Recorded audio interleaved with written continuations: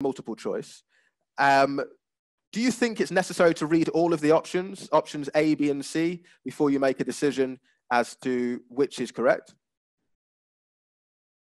Okay, Svetlana, Sukaina, Jasmine, Hafida, everybody is saying yes. Yeah, absolutely. You do need to read all of the options.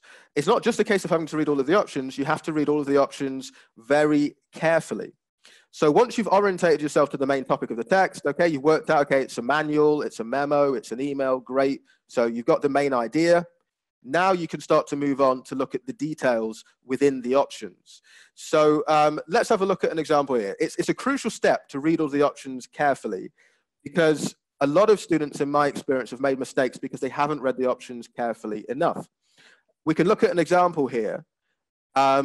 Here we go. So we've got an example question. The manual informs us that the blood pressure monitor, and then we've got two options. Obviously, there'll be three options in the real test, but just for the practice here, we've got two options. So should be considered safe to use in all hospital environments. Is likely to interfere with the operation of every piece of medical equipment. But why do you think, if you notice here, I've highlighted two words. I've put them in italics, all and every. Why do you think I've done that? Why do you think that these words can be particularly important in the context of multiple choice options for Part B?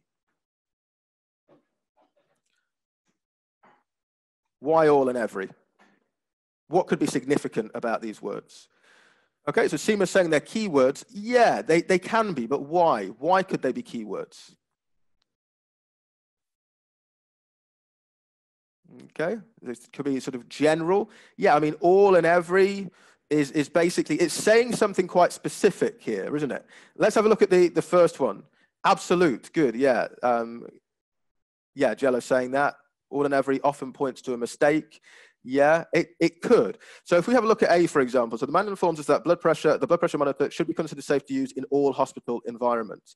Let's imagine we're reading the text, and the text says something like, the blood pressure monitor is safe to use in the majority of hospital environments. So suddenly what we've seen here is that we've got safe to use, we've got hospital environments, but it's saying the majority. Is the majority a synonym for all? If it says the majority, does that mean the same thing as if it says all? Okay, good, yeah. So Nassim, Sijo, yeah, it doesn't mean the same thing.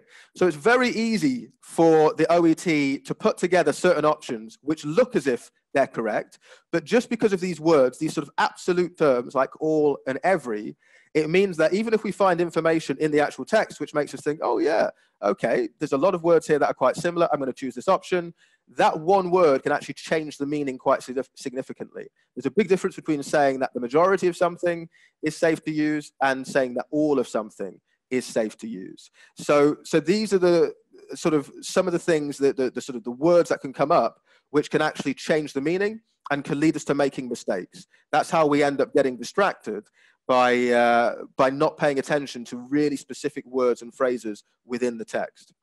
Okay. So we'll come back to this in a moment.